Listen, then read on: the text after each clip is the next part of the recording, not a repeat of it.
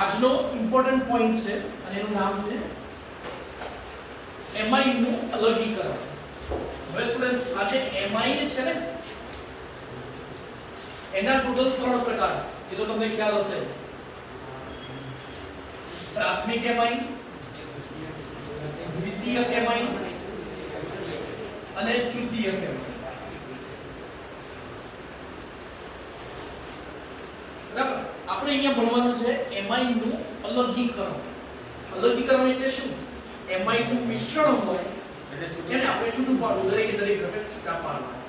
હવે એક તકલીફ છે કે ભાઈ એમાઇન જુદા કરવા હોય તો ત્રણેય એમાઇન ત્રણેય બેઝિક લાક્ષણિકતા ધરાવે તો તેમને અલગ કેવી રીતે કરાય? બીજું, એ અલગ ટોટલ 2 મેથડથી કરાય છે.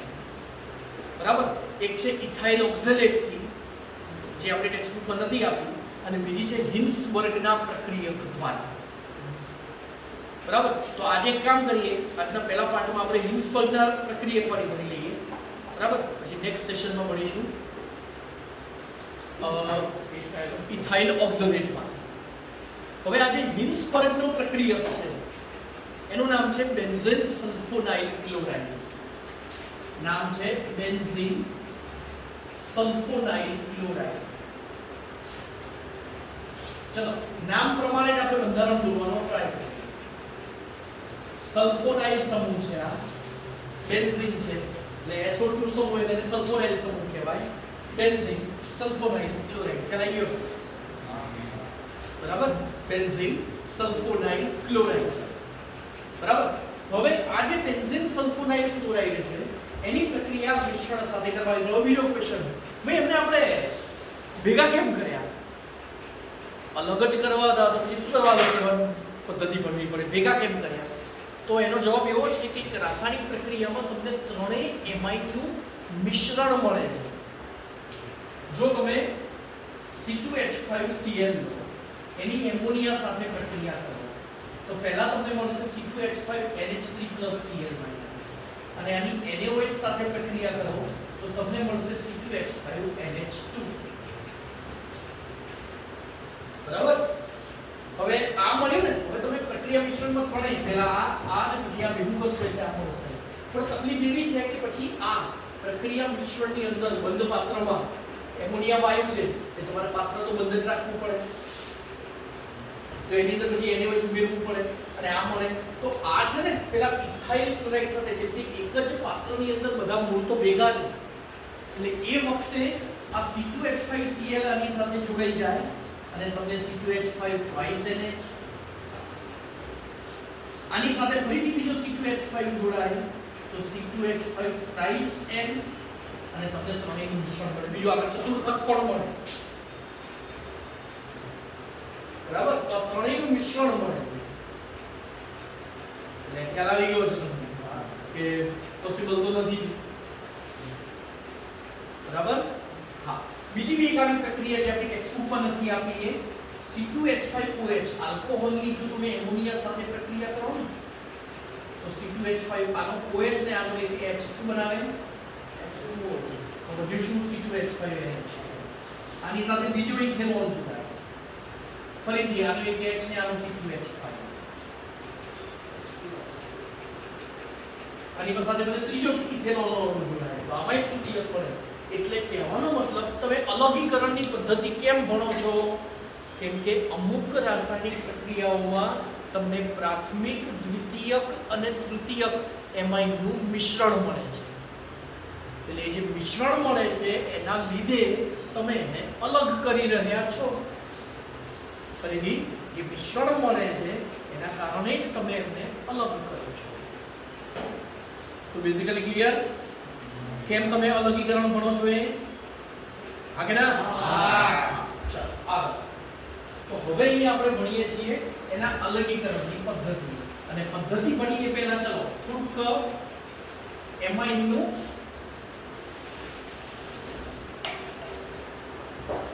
બંધારણ જોઈએ. તો પ્રાથમિક એમાઇન કેવી રીતે ઓળખાય? જ્યારે તમને NH2 મળે તો તમે એને શું કહેશો? પ્રાથમિક. R2NH બે આલ્કાઇલ સમૂહ હોય તો દ્વિતીયક. ત્રણ આલ્કાઇલ સમૂહ હોય તો તૃતીયક. તો આ તમને ત્રણેયનું ભેગું મિશ્રણ મળ્યું છે એક જગ્યાએ. સારો કહેવાય. ચાલો તો ધ્યાનથી જોજો. તો આ જે RNH2 જનરલ લખીએ. 1 ડિગ્રી એમાઇન, 2 ડિગ્રી એમાઇન અને 3 ડિગ્રી એમાઇન, આ ત્રણેયનું મિશ્રણ છે. આ મિશ્રણની પ્રક્રિયા તમારે કરવાની બેન્ઝીન સલ્ફોનાઇલ ક્લોરાઇડ. કયો પ્રક્રિયા? હિલ્સબર્ગ પ્રક્રિયા. કયો પ્રક્રિયા? હિલ્સબર્ગ પ્રક્રિયા. બરાબર. તો જેવી તમે આની સાથે પ્રક્રિયા કરો તો લોજિક એવું છે ભાઈ કે આ હિલ્સબર્ગનો પ્રક્રિયા એ કોની સાથે જોડાય? તો જેમાં નાઇટ્રોજન પાસે હાઇડ્રોજન હોય એ એની સાથે જ જોડાય. તો ત્રણમાંથી કોની સાથે જોડાશે? કોની સાથે જોડાશે? દ્વિતીયક સાથે જોડાઈ શકશે. કેમ? કેમ કે એમાં આના બંધારણમાં નાઇટ્રોજન સાથે હાઇડ્રોજન જોડાયેલા છે. બરાબર. તો જેવા તમે આ બેને ભેગા કરશો, આ જે ત્રણેયનું આખું મિશ્રણ છે એ મિશ્રણમાં તમે જેવું બેન્ઝીન સલ્ફોનાઇલ ક્લોરાઇડ હિલ્સબર્ગનો પ્રક્રિયા ઉમેરશો એટલે તરત જ આમાં જેટલો પ્રાથમિક એમાઇન છે એ કન્વર્ટ થાય છે દ્વિતીયક સલ્ફોનેમાઇડમાં. જેટલો દ્વિતીયક એમાઇન છે એ કન્વર્ટ થાય છે તૃતીયક સલ્ફોનેમાઇડમાં. અને જેટલો તૃતીયક એમાઇન છે એ પ્રક્રિયા કરતો નથી. કેમ પ્રક્રિયા નથી કરતો? કેમ કે એના બંધારણમાં નાઇટ્રોજન સાથે હાઇડ્રોજન જોડાયેલો નથી. તો હવે શું થશે? જેવું આ જે મિશ્રણ છે આ મિશ્રણની અંદર તમારે જલીય HCl ઉમેરવાનું. શું ઉમેરવાનું? જલીય HCl. જેવું HCl ઉમેરશો, હવે HCl પોતે કેવો? એસિડ. એસિડ ની અંદર શું ઓગળે? બેઝ. હવે જો તમને ખબર હશે એમાઇડ સંયોજનો બધા બેઝિક લાક્ષણિકતા ધરાવે. હવે જો તમે હિલ્સબર્ગનો પ્રક્રિયા ઉમેરો એટલે એ વખતે પ્રાથમિક એમાઇન અને દ્વિતીયક એમાઇન એ બંને શેમાં કન્વર્ટ થાય છે? ક્ષારમાં. દ્વિતીયક સલ્ફોનેમાઇડ અને તૃતીયક સલ્ફોનેમાઇડમાં કન્વર્ટ થઈ જાય છે. સમજાય છે? શેમાં કન્વર્ટ થાય છે? દ્વિતીયક અને તૃતીયક સલ્ફોનેમાઇડમાં કન્વર્ટ થઈ જાય છે. એટલે એ હવે ક્ષાર સ્વરૂપે છે. કોણ? પ્રાથમિક એમાઇન. જ્યારે તૃતીયક એમાઇન પ્રક્રિયા કરતો એટલે એસિડિસ. અને એસિડિસ એમાઇન કેવા ગુણધર્મ ધરાવે? બેઝિક. એટલે બેઝ પોતે છે. એટલે જેવો તમે જલીય HCl ઉમેરશો એટલે તરત જ જેટલો બી દ્વિતીયક સલ્ફોનેમાઇડ છે ને અને તૃતીયક સલ્ફોનેમાઇડ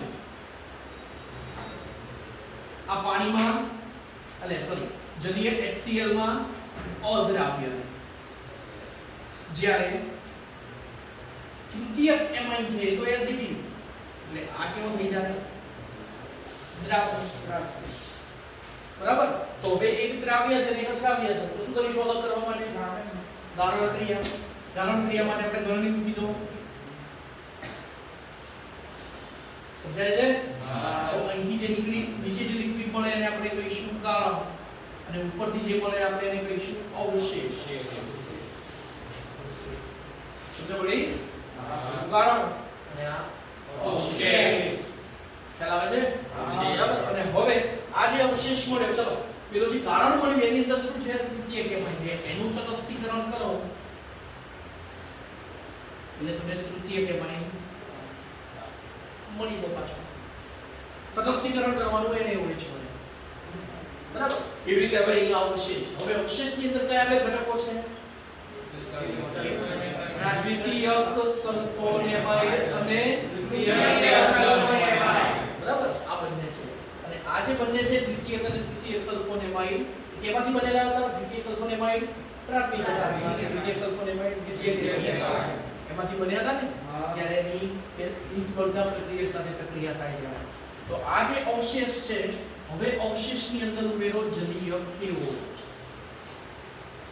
અને જલીય KOH ઉમેરશો તો હવે પેલો જે દ્વિતીયક સલ્ફોનેમાઇડ છે ને એ ઓગળી જશે